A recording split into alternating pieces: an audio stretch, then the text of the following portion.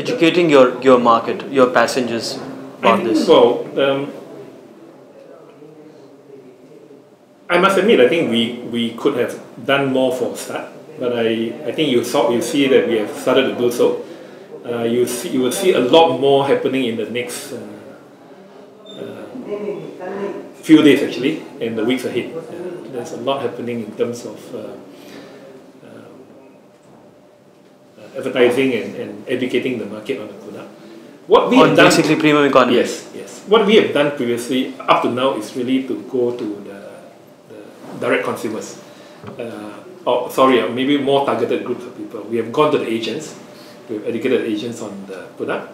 We have gone to corporates and spoken to specific corporates about did one-to-one presentation, for example. But now we are reaching out to the general market. So you'll see a lot more overt advertising of our premium economy product and the offerings. How has the take-up been in premium economy so far, and do you think that has diluted your yields in business? We clearly believe that premium economy is an economy plus and not a business class minus. We think that the segment of customers who take business class will continue taking business class. But we believe that it's a very big segment of the much larger economy class market that will look for these little extras across a variety of areas that the premium economy class offer. In terms of whether you think we dilute from the business class cabin, we have no historical data to refer to. I must admit that the premium economy pickup was a bit slow initially, but we have seen very good pickup in recent 1-2 weeks actually, and the load factors on some routes are actually very interesting. The original thinking was that premium economy will only start getting picked up when the economy cabin is full. But now we have some flights where the premium economy is actually fuller than the economy cabin, so people are actually buying the product, by itself.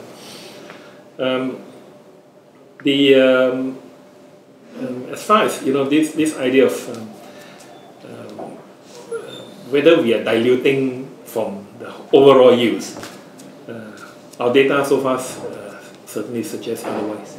I think it's been a very good initial weeks in terms of how the yields are stacking up. How do you intend to make, let's say, a product like premium economy work in India? Given that most of the sectors that you're operating in or will be operating in will be short sectors, right? So it's harder to differentiate your product on a short sector as compared to a medium haul or a long haul. So sure, it's always, I think you hit the nail on the head. It's always harder to differentiate on a short sector. But just the very idea of this premium economy class is actually a very if you know how we came about to actually come up with this idea. It's actually quite interesting insights that we took from both the experience of the management team and the board, and also from 2 rounds of consumer research that we did before we actually pinned down our positioning and product. As I alluded to earlier, I think in every market you will find that there will be a range of customers. Some people who just want basic transportation and prepared to put up with a very cramped seat and where you can't even open your laptop. To other people who are prepared to pay a bit more, and to the other extreme where people will pay 3-4 times the price for a business class seat. So we think the gap between the business class, existing business class before we came along, and say the majority of the economy class market, which is the low-cost carrier market, I think we think the gap is actually very wide in terms of product positioning and service offering. So while we think that there is room for both these ends of the market, two ends of the market, one the full service business class, and the other end the low-cost carrier economy class.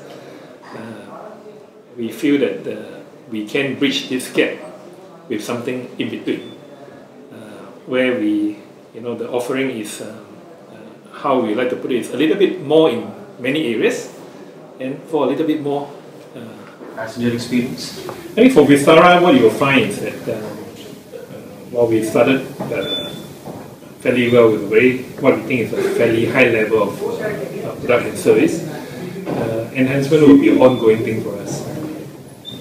From feedback from customers, and for which we are getting lots of unsolicited feedback. Many very well-meaning ones, mostly positive, I must say. We have acted on many of them already, actually. So one example I would like to cite is the cutleries in premium economy class. The intention was always to feature metal cutleries, but we had some supply issues, and so we started with plastic.